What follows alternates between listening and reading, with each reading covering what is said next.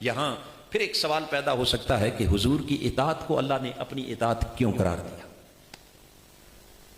حضور کی اطاعت کو اپنی اطاعت اور آقا کی اطاعت اللہ کی اطاعت کیسے بن گئی؟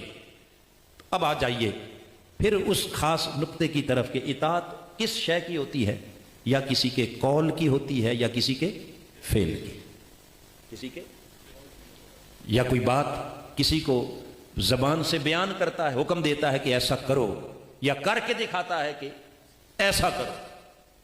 اطاعت یا قول کی ہے یا پھر بولیے یا قول کی ہے یا فعل کی۔ اب اس قول اور فعل کی اطاعت کو اللہ نے کس کی اطاعت قرار دیا؟ اپنی اطاعت۔ کیوں؟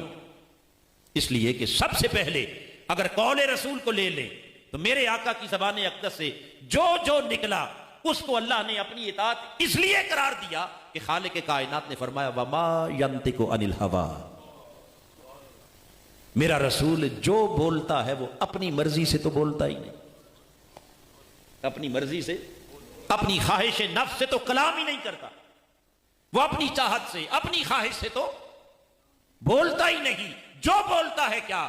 ان هو الا وحی یوحیٰ، میرے رسول کی زبان سے جو نکلتا ہے زبان مصطفیٰ کی ہوتی ہے، کلام خدا کا ہوتا ہے۔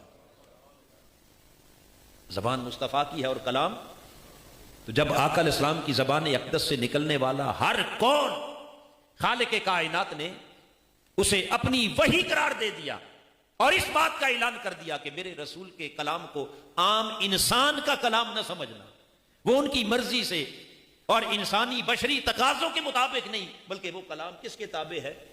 اللہ کی وحی کے تابع ہے۔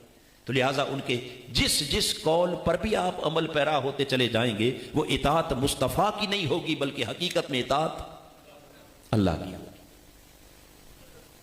حقیقت میں اطاعت کس کی ہوگی؟ بولیے۔ آگے چل کر ہم اس قول رسول کے بارے میں مزید آقا علیہ السلام کی جب احادیث کا پورشن آئے گا تو اس کے اندر اس کو بیان کریں گے کہ صحابہ کرام نے آقا علیہ السلام کی مجلس میں جب ان کے کلمات کو لکھنا شروع کیا تو بعض لوگوں نے کہا کہ انسانی بشری تقاضوں کے مطابق وہ کبھی جلال میں ہیں، کبھی جمال میں ہیں، کبھی کسی کیفیت میں، تو ہر بات کو کیوں لکھ لیتے ہو؟ تو آقا علیہ السلام نے ارشاد فرمایا کہ میری زبان سے سوائے حق کے نکلتا ہی کچھ نہیں، میں جس حال میں بھی ہوں۔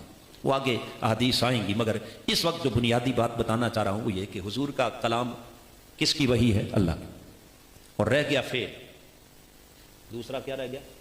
عمل مبارک، فعل مبارک۔ تو آقا علیہ السلام کے فعل مبارک کی بھی گارنٹی اللہ نے دی، فرمایا میرے حبیب نے کہہ تو قل ان اتبع الا ما یوحی الی، اے حبیب نے فرما دو کہ میں تو صرف وہی کچھ کرتا ہوں جو میرا خدا میری طرف وحی کرتا، جو میرا رب میری طرف کیا کرتا ہے؟ بولیے، وہی کرتا ہے، یعنی میں اس کے حکم کے تابع چلتا ہوں۔ ان اتبع، میں صرف اس کی اتباع اور پیروی کرتا ہوں۔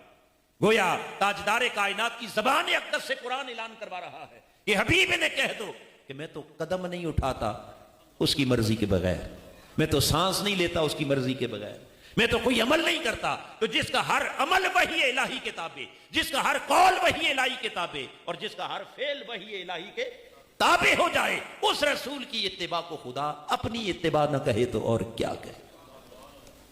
فرمایا یہ اطاعت رسول نہیں ہے، یہ اطاعت خدا ہے۔ تو اطاعت خدا کا سورس اور ذریعہ تمہارے پاس اطاعت رسول کے بغیر کوئی نہیں، اور اطاعت رسول اس وقت تک ممکن نہیں جب تک حضور کی سنت اور حدیث کے اوپر عمل پیرا نہ ہوا جائے۔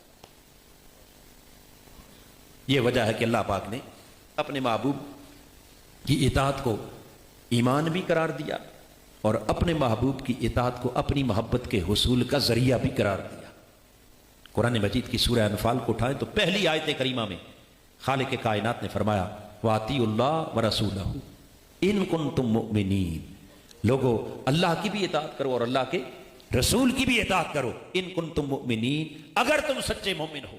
تو گویا تمہارے مومن ہونے کی دلیل یہ ہے کہ تم اطاعت مصطفیٰ بھی کرتے ہو اور اطاعت خدا بھی کرتے ہو، اور جو رسول کی اطاعت کو اللہ کی اطاعت کے ساتھ ضروری نہ سمجھے، قرآن کی اس آیت کریمہ کے مطابق وہ مومن کہلانے کا حقدار۔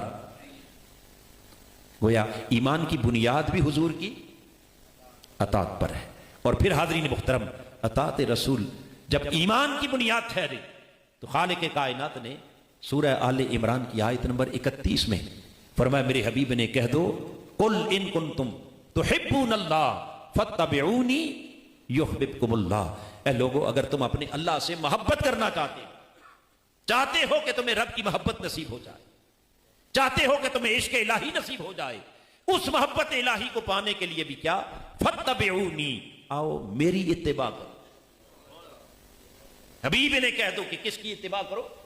میری اتباع، میرے نقوش پا کو تلاش کرو، میرے پیچھے پیچھے چلو، میرے اقوال، میرے افعال، جو کچھ تمہیں میری بارگاہ سے ملتا ہے قول کی صورت میں، فعل کی صورت میں، ان تمام اقوال اور افعال مصطفیٰ کی کیا کامل پیروی کرو۔ جب افعال اور اقوال مصطفیٰ کی کامل پیروی کرو گے تو پھر نتیجہ یہ ہوگا یحببکم اللہ، پھر خدا خود تمہیں اپنا محبوب بنا لے گا۔ خدا خود تمہیں اپنا، پہلے تم اللہ سے محبت کرتے تھے، اب اللہ تم سے محبت کرے گا۔ پہلے تم محب بن کے آئے تھے، اب خدا تمہیں اپنا محبوب بنا لے گا۔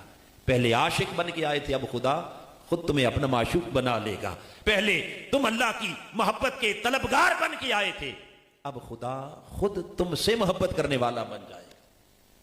تو حاضرین محترم، پتہ یہ چلا کہ ایمان بغیر اطاعت مصطفیٰ کے، اونچا بولیے، ایمان بغیر اطاعت مصطفیٰ کے ممکن نہیں، اللہ کی محبت بغیر اطاعت مصطفیٰ کے ممکن نہیں، اور اللہ کی محبوبیت بغیر اطاعت مصطفیٰ کے ممکن، بولیے، ممکن نہیں۔ اور اسی طرح آگے پھر قرآن مجید کی دیگر مقامات پر اللہ رب العزت نے یہاں تک ارشاد فرمایا کہ اگر جنت میں جانا چاہتے ہو تو وہاں بھی اللہ اور اس کے رسول کی اطاعت، حقیقی کامیابی کی منزل کو پانا چاہتے ہو، من یطع اللہ ورسولہ فقد فاز فوزا عظیما، حقیقی کامیابی کی منزل بھی اسی کے لیے ہے جو اللہ اور اس کے رسول کی کامل اطاعت کرے گا۔ تو حاضرین محترم، پتہ یہ چلا کہ ایمان اطاعت مصطفیٰ کے بغیر نہیں، جنت اطاعت مصطفیٰ کے بغیر نہیں، کامیابی اطاعت مصطفیٰ کے بغیر نہیں، اللہ کی محبت اطاعت مصطفیٰ کے بغیر، اللہ کی محبوبیت اطاعت مصطفیٰ کے بغیر، ان تمام چیزوں کے لیے جب حضور کی اطاعت لازم ٹھہری تو بات پھر وہیں آ گئی جہاں سے چلی تھی کہ وہ اطاعت آج کریں تو کیسے کریں۔ یہ ساری آیات جیسے صحابہ کرام کو خطاب کر رہی تھی، وہ آیات آج آپ کو، مجھے، ہم سب کو خطاب کر رہی ہیں یا نہیں کر رہی؟ کہ لوگوں کامیابی چاہتے ہو تو اللہ کے رسول کی اطاعت کرو، جنت چاہتے ہو تو اللہ کے رسول کی اطاعت کرو، ایمان چاہتے ہو تو اللہ کے رسول کی اطاعت کرو، اللہ کی محبت چاہتے ہو تو اللہ کے رسول کی۔ یہ خطاب ہم سے نہیں ہو رہا؟ کیا یہ قرآنی احکامات ہمارے لیے نہیں؟ اگر ہیں تو پھر مجھے کوئی بتائے تو صحیح کہ ان احکامات پر عمل کیسے ہو، وہ رسول کی اطاعت کیسے ممکن ہوگی؟ تو میں نے پہلے عرض کیا کہ ہمارے پاس کوئی اور راستہ نہیں، ایک ہی راستہ ہے کہ میرے آقا کی وہ اقوال مبارک، افعال مبارک، تقریر مبارک جو سنت اور حدیث کی شکل میں آج ہم تک پہنچی ہیں اور قیامت تک محفوظ رہیں گی، بولیے قیامت تک محفوظ رہیں گی، ان کی حفاظت کا اہتمام قرون اولیٰ سے، دور نبوی سے لے کر آج تک کیسے کیسے ہوا، اس کو بھی ہم آگے چل کے بیان کریں گے۔ مگر آج یہ عرض کرنا چاہ رہا ہوں کہ وہ تمام احادیث اور سنن مصطفیٰ صلی اللہ تعالی علیہ وسلم، ان کو جانے بغیر اور حضور کی سنت اور حدیث کا علم حاصل کیے بغیر اور حضور کی سنت اور حدیث کو اپنائے بغیر اور ان تعلیمات پر عمل پیرا ہوئے بغیر، چونکہ رسول کی اطاعت ممکن نہیں، اور اطاعت مصطفیٰ کے بغیر ایمان ممکن نہیں، اطاعت مصطفیٰ کے بغیر اللہ کی محبت ممکن نہیں، اطاعت مصطفیٰ کے بغیر جنت ممکن نہیں، اور اطاعت مصطفیٰ کے بغیر کامیابی ممکن۔ ان ساری چیزوں کے لیے اطاعت ہے، اور اطاعت کے لیے مصطفیٰ کی سنت اور حدیث ہے، بولیے حضور کی سنت اور حدیث۔ لہذا حاضرین محترم، معلوم یہ ہوا کہ جیسے ہمیں اپنی زندگی گزارنے کے لیے اور کامیابی اور کامرانی کی منزل تک پہنچنے کے لیے دنیا میں بھی اور آخرت میں بھی جیسے قرآن ضروری ہے، اسی طرح حضور علیہ الصلوۃ والسلام کی سنت اور حدیث بھی، پھر بولیے، ضروری ہے۔